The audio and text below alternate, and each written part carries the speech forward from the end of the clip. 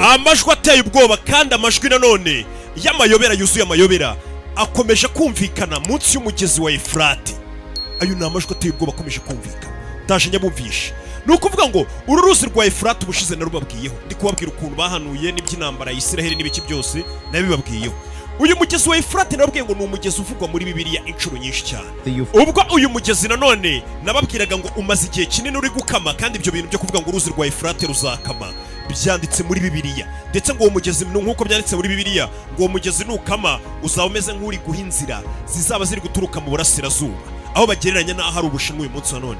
Byose ndaje tubyinjiremo. Ndetse bavuga ati gukama k'uwo mugezi ni uguha inzira abasirikare benshi bazaba baje kwica abantu ku isi benshi cyane. Nanone bakavuga ko urwo ruzi gukama bizatuma abamarayika bazamuka, ndetse bifite aho bihuriye n'urwabya ruzaba rwasutswe rw'umujinya w'Imana ruzaba rwasutswe muri uwo mugezi wa Efurate. Uyu mugezi wa Efurate rero nk'uko nabwiye ngo umaze iminsi uri gukama. Uyu mugezi umaze gukama batangiye kugenda babona ibintu bimeze nk'amakave, nk'indake zigiye zirimo indani muri aho ngaho kwa kundi umugezi ukama nyine warakamye byo pe. Uwo mugezi umaze gukama batangira kugenda babonamo indake, utuntu tumeze nk'utuntu twagira ngo ni nk'utudirishya ariko ducukuye mu bibuye birimo hasi. Batangira kumvamo amajwi azamuka ameze nk'ari kuboroga, amajwi adasanzwe, amajwi ateye ubwoba. Reka ayo majwi namwe nyabumvishe. Abanyamakuru bagiye bari kodinga ayo majwi ari guturuka munsi y'umugezi wa Efurate. Uko uruzi rwa Efurate rugenda rukama bifite aho uruzi rwa Efurate gukama, ndaje mbabwire uko mu byahishuwe byanditsemo icyatumye uruzi rwa Efurate rukama. Byose turagenda tubihuza na Bibiliya. Gukama k'uru ruzi nta kindi cyabiteye, ni ibyanditse muri Bibiliya, ndaje byose mbagire ku mirongo. Ariko urwo ruzi ubwo rwamaraga gukama cyase ruri kugenda rukamakama cyane rugakabya, amajwi akomeje kugenda azamuka ateye ubwoba. Turaza nabyo kugira ngo tubihurize. Reka nze mbumvisha ayo majwi. Tega amatwi wumva ayo majwi. Aho uruzi rwa Efurate rwagiye rukama hasi hameze nk'aho harimo indake, hameze nk'aho harimo utuntu tw'ubuvumo n'utundi tuntu wagira ngo ni utwenge, hari guturukamo amajwi avuga gutya bayarikodinze. Nawe uyumve neza amajwi ateye ubwoba.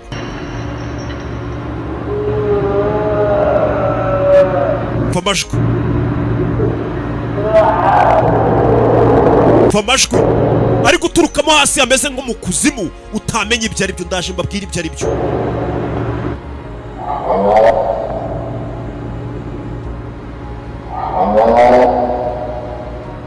Amajwi murayumva?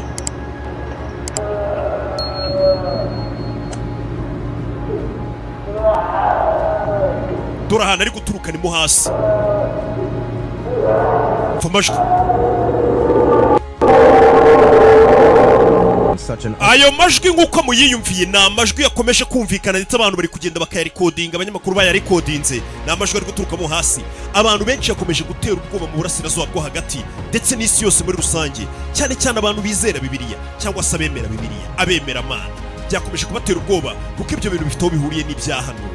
Uyu mugezi ubundi wa Efurate cyangwa se uruzi rwa Efurate ni urugezi rwagiye ruvugwaho ibintu byinshi. Impamvu ngo rwagiye ruvugwaho ibintu byinshi, abemera Imana ni umugezi bafata nk'aho ari umugezi wagiye uhanurirwaho ibintu byinshi, ni umugezi wavuzweho ibintu byinshi, ni umugezi uvuga inshuro nyinshi cyane muri Bibiliya. Abasoma Bibiliya murabizi. Abatemera Imana nabo bakumva ko nyine ari umugezi usanzwe ari abantu bakabya gusa bari aho. Nanone bikavugwa ko ngo ayo majwi nanone yakomeje kugenda yumvikana bari kodinza turuka. Urabona uyu mugezi wari umugezi munini cyane ugenda ukama. Ibyo turaje tubigereho. Uko uyu mugezi wagiye ukama hasi munsi mo hasi hatangiye kugenda haturukamo ibijwi bari kodinze ndetse biteye ubwoba gutyo. Wagira ngo ni nk'abantu bari gusokuza bababara, ariko kumva ari ibijwi none bimeze nk'aho ari inyamaswa iri kubivuga kandi ukumva ni nk'umuntu. Abenshi bakomeje kwemeza ko cyangwa se abasoma Bibiliya nk'uko byanditse muri Bibiliya bakomeje kugaragaza ko ari amajwi y'abamarayika. Bamarayika bigometse ku Mana mu ijuru ikabamanura ku isi, ari amajwi yabo bamarayika. Abamarayika bamanuwe mu ijuru bakagera ku isi, abo bamarayika bageze ku isi nibo bitwa amadayimoni. Amadayimoni n'abamarayika buri abamanukanye na Satani niko bitwa. Ubundi uyu mugezi uruzi rwa Efurate ni umugezi ungana na mayiro cyangwa se na mayirozi 1740. Urumva ni uruzi runini cyane. Mayiro 1740. Ndetse bivugwa ko uyu mugezi wa Efurate ari wo mugezi muremure muri Aziya yose, ni wo mugezi muremure. Uyu mugezi kandi nanone wa Efurate ni umugezi uca muri Siriya ugaca muri Irake. Ibyo byose nibigo ugenda ucamo. Ndetse uyu mugezi ugaca no muri Turikiya mbere yuko uyu mugezi ugenda ukamanuka ukagera mu bigobe bya Perisi. urumva ni umugezi muremure cyane. Uyu mugezi nanone kandi abakurikirana iby'uyu mugezi cyangwa se nk'uko abakurikirana imodoka ifashe feri muri ubwo buryo irokoye ubuzima bw'abayirimo n'abari hanze yayo. Ubuzima burarokotse ariko amapine arangiritse cyane, ashobora no kuba aturitse niba ataraguriwe muri Tire Zone. Ducuruza tukanaranguza amapine meza ya original dukura mu Burayi, muri Amerika, muri Canada no mu Buyapani. Kubifuza kurangura ingano yose ushaka wayibona. Mu Rwanda ntawe ubona amapine meza y'imodoka atanyuze muri Tire Zone. Urabona ayo mapine y'imodoka yawe yabaye pasi, mu gihe cy'imvura ashobora kuzagukoresha impanuka. Dukorera i Remera mu Giporoso iruhande rwa station ya SP muri etage yahozemo Banque Populaire. Duhamagare cyangwa utwandikire kuri 07 88 90 60 cyangwa 07 88 32 83 44. Muri Tire Zone ntabwo ari twe twubaka imihanda, gusa nitwe turokora amapine yigendaho. Mugezi nanone kandi abakurikirana iby'uyu mugezi cyangwa se nk'uko abakurikirana iby'amateka y'isi babibona, uyu mugezi ngo guhera mu 1950 kugeza uyu munsi wa none byaragiye birakabya, umaze gutakaza volume yawo ku rwego rungana na 80%.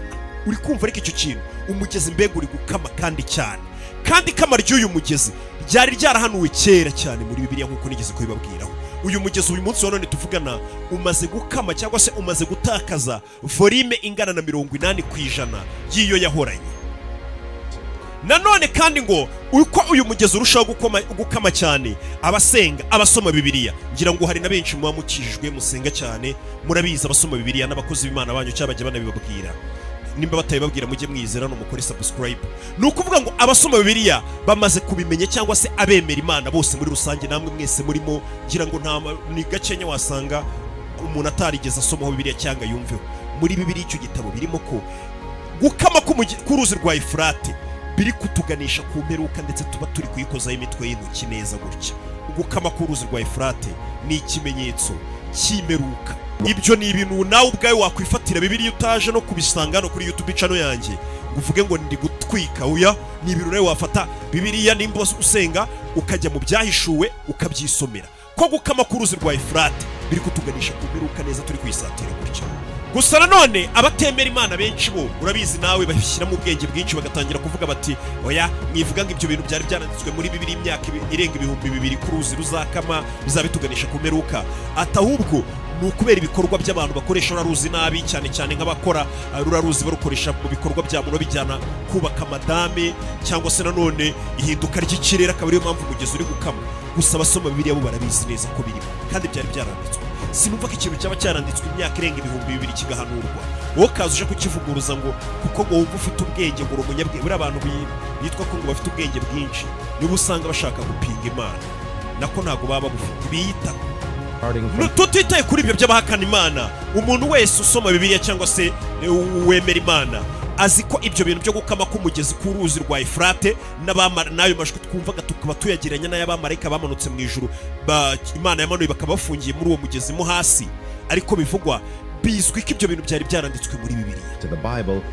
Tugiye kubyerekeranye na Bibiliya kugira ngo umenye ibyuko abo bamarayika ari amajwi twumvishe kuko ari abamarayika Imana yafashe gafungira mu mugezi wa Efurate, kandi abo bamarayika ari impamvu Imana yabafungiye muri uwo munsi w'umugezi wa Efurate, byanditse muri Bibiliya. Ibyo bintu impamvu nabikubwira ushobora gusoma mu gitabo cy'ibyahishuwe umurongo wa 12 guhera ku gice cya 7 kugira ngo umenye ubundi bano bamarayika byatangiye gute.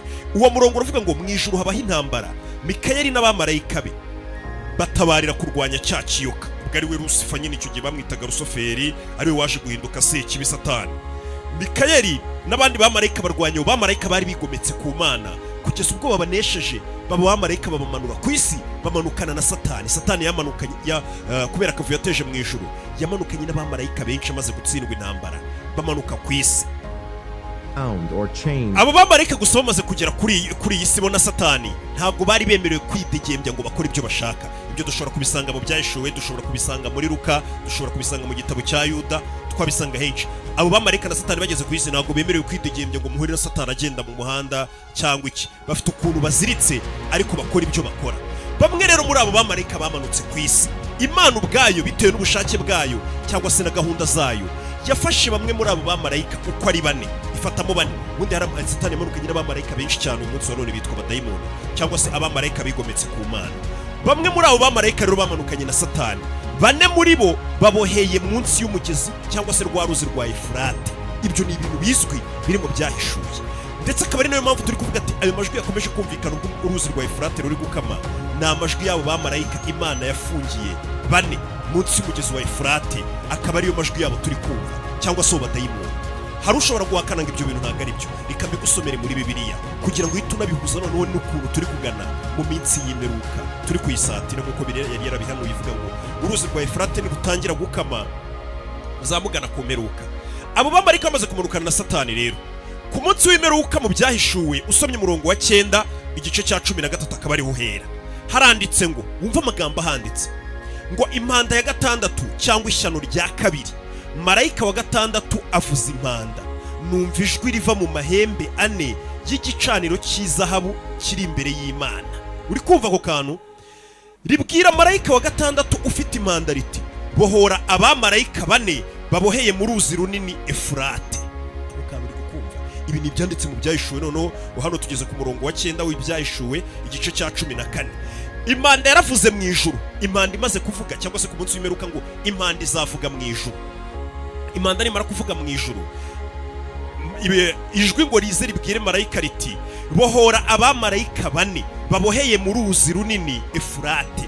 Ari byo nababwiraga ngo ubwo Satani yamanukanaga n'abandi bamarayika bari bigometse bakamanuka ku isi, bamarayika twita abadayimoni, bane muri bo Imana yarabafashe kubera gahunda zayo yashakaga kuzabakoresha ku munsi w'imperuka, ibabohera mu munsi y'umugezi wa Efurate mo hasi. Bivuze ngo ari amajwi twatangiye twumva kuba twayahuza n'amajwi, kuko ni ibishwi bidasanzwe by'ahantu hatangiye gukama muri uriya mugezi, n'abamarayika Imana byifugirwa ko yaboheyemo bane muri uriya mugezi wa Efurate. Ntabwo twaba twibeshye na gato. Ndacyakomeje kubasomera, tujye ku murongo wa 15 igice cya 15 umurongo wa 9 turacyari mu byahishuwe. Imana imaze kuvuga, ibwiye marayika ngo bohora abamarayika bane bafungiye mu ruzi runini Efurate. Nuko abo bamarayika bamaze kubabohora, abo bamarayika bane bari Imana yafungiye muri uwo mugezi wa Efurate. Ndagira ngo wumve ikintu cyatumye Imana yabashyira. Nuko abo bamarayika bane bari barateguriwe iyo saha n'uwo munsi n'uko kwezi n'uwo mwaka, babohorerwa muri uwo mugezi kugira ngo bice 1/3 cy'abantu. Imana niyo yabaremye, nta kitababwiye ngo muhinduke mwaranangiye. Ni ukuvuga ngo mu byahishuwe handitse ko Imana ku munsi w'imperuka abo bamarayika bane yabashyiriye muri uriya mugezi wa Efurate, ikabahabohera ikahabazirikira kugira ngo umunsi, isaha, ukwezi n'umwaka yahabashyiriye nibigera, nk'uko icyatumye ihabashyira uwo munsi nugera, Imana ngo izabohora abo bamarayika cyangwa se abamarayika twakwita nk'amadayimoni uko ari bane, ibarekure kugira ngo abo bamarayika baze bice 1/3 cy'abatuye isi. Ibyo bintu ni ibintu bizwi ko bigomba kuba. Abo bamarayika, uruzi rwa Efurate rutangiye gukama, amajwi y'abo bamarayika dutangiye kuyumva. Ni gutumbwira ko imperuka itegereje, gutumbwira ko abo bamarayika ahubwo Imana itenda kubarekura bakaza bakica 1/3 cy'abatuye isi. 1/3 cy'abatuye isi ubwo ngubwo bibaye uyu munsi wa none tuvugana, zaba ari miliyari 2 z'abatuye isi n'ibihumbi nka 600 cyangwa se 700 hafi aho ngaho. Ibaza abo bantu, abo bamarayika barekuwe bahita baza bakica abatuye isi bangana gutyo. Ibyo byose Imana abasesengura Bibiliya bakavuga ko ishobora kuba yabikora kubera ko abantu banangiye umutima banze kuyumva, kugira ngo irebe ko byibura abantu bakwihana bakicuza. Gusa nanone muri Bibiliya hakomeza havuga ngo Imana izakora icyo gikorwa irekure abo bamarayika uko ari bane baze bice miliyari zigera muri 2.5 z'abatuye isi. Abo bantu nibamara gupfa, abatuye isi bandi basigaye ntabwo bazigera nanone bemera Imana. Muzaguma munangire mubifate muvuge ngo ni icyorezo kibishe, ni ibintu by'amafuti biraho, mbega mu bica amazi. Ariko Bibiliya ivuga ko ngo n'ubundi ngo Imana izakora icyo gikorwa, ariko n'ubundi abatuye isi bakomeze bayica amazi, ntibayigandukire ngo bavuge bati byibura reka twihane, kandi akazaba ari nk'akantu k'akanyafu ko kugira ngo basi hagira benshi bihana bavuge bati reka tugarukire Imana. Ariko ngo abantu bazakomeza nk'uko biri ikomeza bivuga ngo bazakomeza basenge izo mana zabo zikozwe mu ifeza n'izahabu n'ibiki, kandi nababwiye ngo ntago abantu bo kuri isi mu gisenga ibigirwamana bigaragara kujya gusenga igishushanyo musenga akazi mukora, musenga ubutunzi bwanyu, mbega nibyo bintu byabatwaye umutima nyine ku buryo mutakibonera umwanya Imana. Ubutunzi bw'isi n'ibibanezeza muri iyi si nibyo muramya, nibyo Bibiliya rero bivuga ngo bazakomeza basenga ibyo bigirwamana turi gusenga muri iyi minsi. Ntabwo ari ukuvuga ngo ni igiti tugenda imbere tukikubita imbere, wapi, nuko nta mwanya tukibonera Imana. Umwanya tuwubonera akazi kacu, tuwubonera ibituyobya, ibiturangaza, uburyohe bw'isi mbega muri rusange. Nibyo ngibyo baba bavuga. Twikomereze. Ikindi kintu impamvu Imana yamanuye bano bamarayika na Satani bakazi kababohera mu isi ntibareke ngo bitegembye kuri iyi si, nuko Imana izi ko abo bamarayika n'ubundi ari abagome, ari abantu babi cyane, bari kudukorera ibintu bitabaho iyo baza kuba babohoye. Reba ibintu badukoresha baziritse iyo baza kuba babohoye. Ndetse wibuka ko n'Imana ijya guteza umwuzure kuri iyi si, nuko byari byaratangiye bitewe n'abamarayika bari barigometse baza muri iyi si, batejemo urugomo ndetse bakuraho icyari kijyanye n'amahame y'Imana yari yararemeye iyi si, batangira kukivanga. Aribwo baje basambana n'abagore bo ku isi, babyarana abana banini, abanefiri, mbega baragenda bigisha ikiremwa muntu iby'urugambi byo gukora intwari. Ibyo byose twarabibonye. Niyo mpamvu kuri uyu munsi none bamarayika nyuma y'umwuzure noneho abigometse barafunze, baraziritse. Ndetse ibyo ngibyo mushobora no kubisanga muri Petero wa kabiri igice cya 2 kugeza ku murongo wa 4, aho handitse ngo Imana ntiyigeze ibabarira abamarayika bakoze icyaha. Imana yarabafashe nanone irabavuma, ibohereza mu kuzimu. Aho ngaho ngo ni muri uwo mwijima Imana yagiye irabafungira, ibabikiye umunsi w'urubanza kugira ngo abaribwo bazacibwa urubanza. Mbega muri make ubwise ubyumva ko nuko muri Petero wa 2 habivuga abo bamarayika ko baraziritse na Satani baraziritse, bategereje umunsi w'urubanza. Ndetse nanone ngo bikaba bivugwa ko urwo rusaku rukomeje kumvikana rwa rundi nabumvishije rw'amajwi ari guturuka munsi y'uruzi rwa Efurate, ari amajwi y'abo bamarayika bane Imana yabitsemo aho ngaho, yafungiranye aho ngaho bazarekurwa.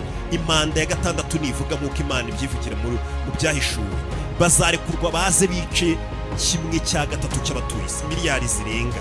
Ubwo wenda bibaye uyu munsi nazibabwiye. Ndetse ngo bakaba bari gusakuza abo bamarayika bari munsi, bameze nk'abivumbagatanya nyine, bameze nk'abafite uburakari, bashaka ko barekurwa kugira ngo baze n'ubundi bateze akavuyo ku isi. Gusa igihe cyabo wenda ntabwo kiragira. Reka wenda tuhite tureka kwemeza ko ayo majwi nubwo yagiye ari kodingwa kandi ahari, ashobora kuba wenda yaranakozwe n'umuntu kugira ngo atume abantu bavuga. Ariko ikizwi cyo n'ubundi kuba uwo muntu yari kodinga ayo majwi ataraya nyayo, wenda reka tureke kubyemeza 100% kuko ntabwo yinjiyemo nga kamera twereka ayo madayimoni, kuko n'utujwi dusohokeramo ahantu nyine mu myenge mitonyo utabasha kubonamo hasi mu kuzimu. Ariko nanone ntago ayo majwi abayatari n'ayabo bamarayika, ntago bikuraho ko muri ruzi rwa Efurate ibyayishuye bihanura ko wafungiyemo abamarayika 4, kandi abo bamarayika Imana izabarekura bakaza kutwica. Ibyo byo biremewe, biranazwi cyane cyane kubizera Bibiliya. Nanjye ndimo ibyo byo ni ibintu bigomba kuba. Nanone kandi ngo bivuga ko ngo abo bamarayika ngo ubwo bazaba barekuwe ngo baze kwica 1/3 cy'abatuye isi, ngo bazazana ngo n'ingabo ziri ku mafarasi zigera, iyo imibare bavuga mu byashe iyo yikubye ihura na 200,000,000. Ngo abo bamarayika bazaza bayoboye abasirikare bangana na 200,000,000, arizo 200,000,000 z'abasirikare z'abazije kwica 1/3 cy'abatuye isi. Nanone kandi uwanditse iki gitabo cy'ibyahishuwe akomeza avuga ngo abo bamarayika izo ngabo bazazana zizaba ziri ku mafarashi, ngo kandi nerekwa ayo mafarashi. Mbega n'uwari uri kubyereka uwanditse kino gitabo cy'ibyahishuwe ni Yohana, ubwo yari ari ku kirwa cy'Ipatimo, niwe wabyeretswe nyine, niwe wabyanditse, Yohana mukuru niko bamwita. Yohana rero akomeza avuga nk'uwanditse kino gitabo cy'ibyahishuwe, akomeza avuga ati nkomeza kwereka kandi nerekwa amafarasi n'abari bayicayeho, bari bambaye ibyuma bikingira ibituza bisa n'umuriro, naho wakinto n'amazuku. Imitwe y'ayo mafarasi bari bicayeho yasaga n'iy'intare, mu kanwa kayo havagamo umuriro n'umwotsi w'amazuku. Babasirikare 200,000,000 bazaba baje kutwica, cyangwa se bazaba baje kwica, bazaba bari ku isi, cyangwa se nimba bigiye no kuba simbizi, bazica 1/3 cy'abatuye isi. Hagakomeza ku murongo wa 18 havuga ngo 1/3 cy'abantu batuye isi cyangwa se bazaba batuye isi, mbibona kiri kwicwa n'ibyago uko ari 3 bizabitewe n'abo basirikare, ari byo umuriro, umwotsi n'amazuku bivuye mu kanwa kayo mafarasi. Ushobora kumva wenda ngo akanwa k'amafarasi, ariko wenda ugasanga wenda na akanwa ka burende bavugaga, kuko ari byo uyu munsi none biri gukora, ari umuriro wenda bavugaga ari n'amasasu ari n'ibiki, nuko bimeze. Hagakomeza havugana none ku murongo wa 20 ngo abo bantu bose bazicwa pe, abo basirikare bazaza bice 1/3 cy'abatuye isi. Ariko ku murongo wa 20 bihanditse, ngira ngo ni nabyo bitureba twese uyu munsi wa none, kugira ngo nawe uyu munsi utangire ubyumve. Ndabizi abantu benshi barapinga, n'ubu hari abatangiye gupinga batarangije n'ikiganiro cy'abari kuvuga ati rukaba ari no kutubeshya. Ngiye ndi kukubwira ibintu byanditse, nawe ugafatamo ibyawe. Ku murongo wa 20 ikintu kibabaje gihari, urumva abamarika bazaza bice 1/3 cy'abatuye isi. Ku murongo wa 20 aravuga ngo ubwo abo bantu bose bazaba bamaze gupfa, ngo nyamara abantu bazasigara ku isi batishwe n'ibyo byago, mbega 2/3 by'abazasigara ku isi, abazarokoka ntibicwe,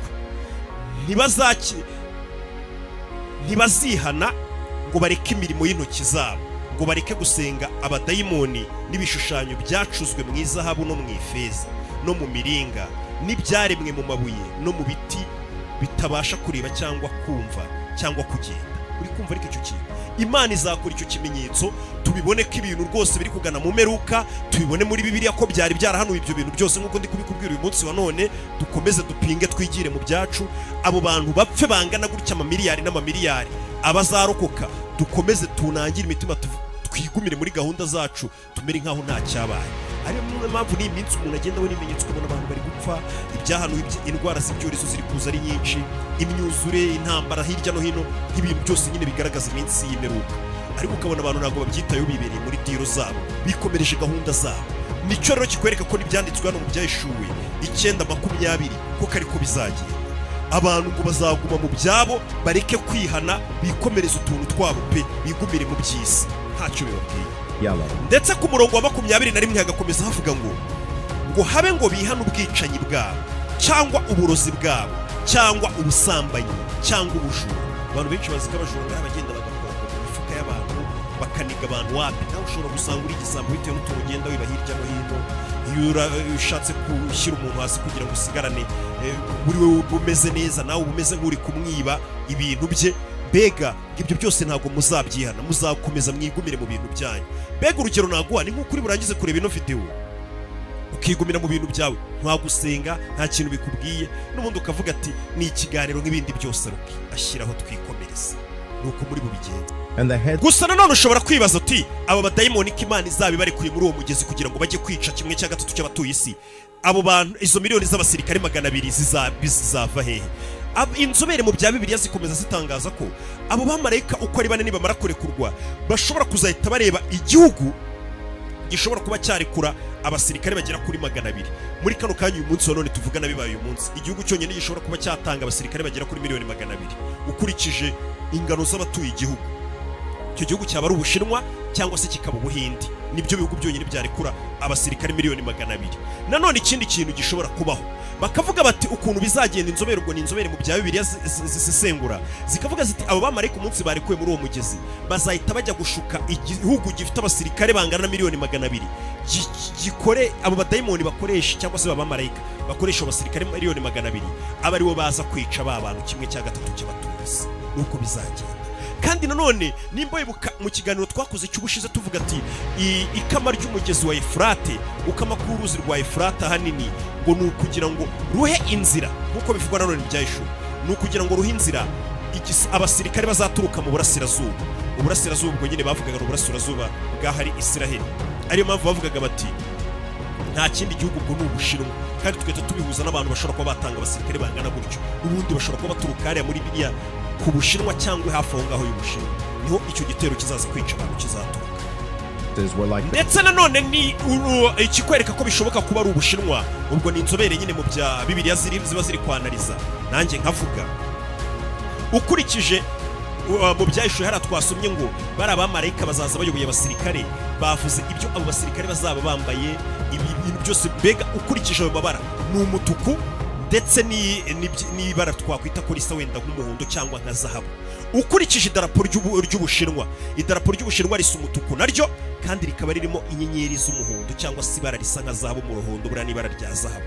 Bakahita nanone babihuza neza n'ibyo bintu, ko abo basirikare bahanuwe bashobora kuba ari abasirikare b'Ubushinwa. Impamvu iki gitabo cy'ibyahishuwe gikomeje kugenda kimera nkaho kiri kudusohoreraho twebwe bo muri iyi minsi ya none, ni ikikwereka ko turi mu minsi ya nyuma. Kandi wibuke hazabaho n'icyitwa izamuka, cyangwa se mu mbari izamurwa.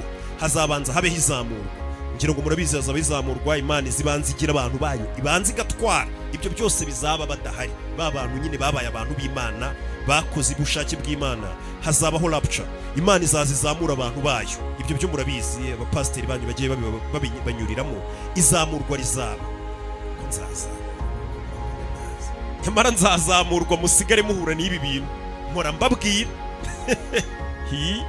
gusa nanone nk'abakoze subscribe kuri YouTube channel ya Rock Entertainment cyangwa se n'abandi mwese muba mubonye kino kiganiro kugira ngo usobanukirwe bino byose mba ndi kukubwira genda nk'uko ushobora gufata igitabo kindi ukagisoma cyangwa ukareba filime yanjye amasaha 5 cyangwa ukwezi ukireba genda ufate Bibiliya urebe igitabo cy'ibyahishuwe nawe ubashe kugenda ugisoma detaye ku yindi ndabizi gisa nk'ikirimo amayobera ariko ushobora kwegera inzobere mu bya Bibiliya bakajya bagenda bagufasha bakagusobanurira akantu kandi kugira ngo ubashe kubyumva neza ko ibi bihe turimo ari ibihe by'imperuka aricyo gihe mwakagombye kuba mwagarukira Imana mukava mu byo burimo kuko binukanye ariko kose turabisiga bigacaho mugende musome iki gitabo cyangwa se nanjye uko nzajya ngerageza nshobojwe nzajya nza hano tugire bimwe tuganiraho ku byerekeranye na Bibiliya ibyerekeranye na Bibiliya byo hano nayo bemereye ko tugomba kujya tubiganiraho uko byamera kose n'ibindi twabireka buriya ndetse ni nabwo mwabasha gusobanukirwa ibyabo bamarayika n'ingaruka badufiteho kuba baramanuwe kuri iyi si ndetse n'ibyo batuma dukora cyangwa se ibyo dukoreshwa byose ukabasha kubisobanukirwa ndetse ukanamenya kamere y'ibyo biremwa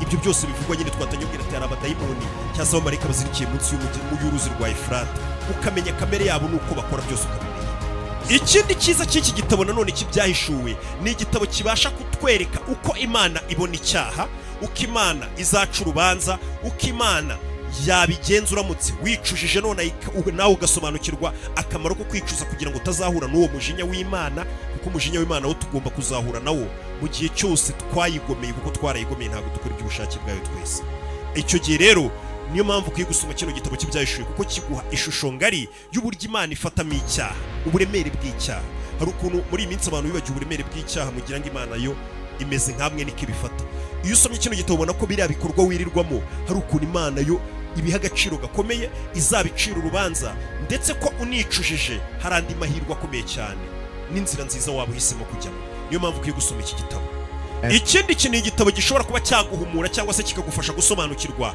ibyerekeranye n'ibi bibazo byose biri kugenda biba hirya no hino ku isi urabizi niba kubwira ngira ngo nimba sinzi ni Yesu babajije ngo tuzabwirwa n'iki ko imperuka yegereje akabasobanurira ibintu byose akabwira ati ishyanga rizatera irindi bihugu usigaye ubona buri munsi bibyuka bitera ibindi indwara z'ibyorezo uyu munsi haravaho icyorezo kimwe haza ikindi tutari tuzi ibintu nk'ibyo ni byinshi byose ugenda ubireba usomye rero ibyo bintu byose ugenda ubasha kugira ishusho ngari ku minsi ya nyuma ku buryo ibintu bitaba umeze nk'injiji ngo bijye bigucaho uhita uvuga ati nyuma ari ibintu hari ahantu nabibonye ibi si byo bivugwa hano kugira ngo ufite ishusho y'ibyo bintu tube duhumutse twese ibyo ndusha ujye ubishyira muri comment nanjye nsobanurire buriya nyansoma comment zanyu igihe mbonamo nk'umuntu urenze ariko umbwira ibintu atari koroke naka ngahita avuga ati kabisa ahubwo ibintu nibyo tukagenda duhana ubumenyi kugira ngo cyangwa ukabaza n'abandi barenze nawe ukaza ukabudusagiza kugira ngo twese tugendere ku murongo tube dufite amakuru ikindi kintu nababwira abantu mungurikiye ni uko twese tugomba guhora turi maso kuko icyo cyo ni ngombwa tukaba turi maso mu byerekeranye n'umwuka ukuntu mu gusenga n'ibikorwa byacu tukisuzuma ikindi tukaba turi maso no ku by'umubiri kuko tuzi ibizaza byose kuko iyo wagiye usoma kino gitabo kiraguhumura n'Imana ikakuyobora ikaguhumura tukaba twiteguye ibyaza byose ko tugomba guhangana nabyo cyangwa se no kubicamo kuko tuzi wenda aho tuzaba turi kugana nicyo kintu cy'ingenzi ubundi kinakomeye nubwo nanone kino gitabo cy'ibyahishuwe gisa nk'ari igitabo giteye ubwoba n'igitabo giteye ubwoba byo pe kiba muri Bibiliya kikwereka iby'imperuka n'ibiki byose ariko nanone muri icyo gitabo ni naho nanone usanga inkuru y'ihumure igaragaza ko Yesu azagaruka ndetse akaza gucira urubanza abazaba bakiri bazima n'abapfuye bakazurwa nabo bagacirwa urubanza urumva nimba witeguye ko azaza umuntu guca urubanza ukabuza ibyo azaca urubanza agenderaho nimba nk'ubwo buza amategeko ya leta uvuga ati ntakoze ibi n'ibi ntago nafungwa pe byagorana nawe usomye ibyo bintu byose ukabuzi ibyo bintu umuntu uzaza guca urubanza azagenderaho nawe ubwo icyo gihe bituma uri maso kugira ngo utazacirwa urubanza rubi ukagerageza ntabwo biba byoroshye nyine no kugerageza kirenzeho kandi iki gitabo cy'ibyahishuwe nanone ni igitabo kiduhumuriza kitubwira ko that those who remain faithful will receive eternal life. Ko abakomeje kuguma mu byizerwa bakagendera mu bushake bw'Imana bazaragwa ubwami bw'ijuru ndetse bazabaho ubuziraherezo. Ubuno buzima bw'amafuti dufite hano ku isi nta kigenda, kanya kariko kose umuntu arapfa kandi yarakiri muto cyayabana, ni ubuzima bugufi ya nyine. Atariko n'igitabo nubwo giteye ubwoba kiduhumuriza kikatwereka ko hari icyo twakora tukazabaho ubuziraherezo kandi ubuzima bwiza kurusha ubu ngubu. Ibaze nimba uyu munsi none hari akantu ukora cyangwa se ari ibyo urimo kumva ubuzima buraryoshye, waba uri kumwe na famiye yawe cyane icyo kumva ubuzima buraryoshye kandi turi mu isi mbi.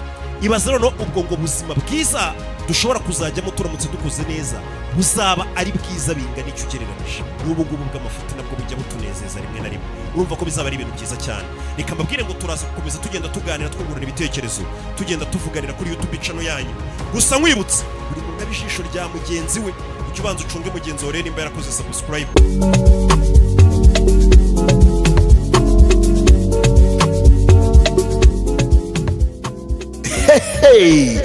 Ye dora gashya, dore umuganga uvura abandi nibakoremo, nta wundi ni Muganga Kivumbi.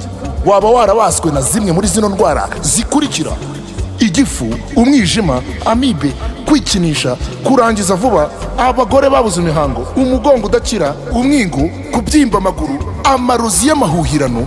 Ese wa mugore we waba warazinzwe ntubimenye? Igisubizo nta kindi, gana Muganga Kivumbi. Ukeneye ubundi busobanuro, hamagara nimero ziri kuri screen yawe.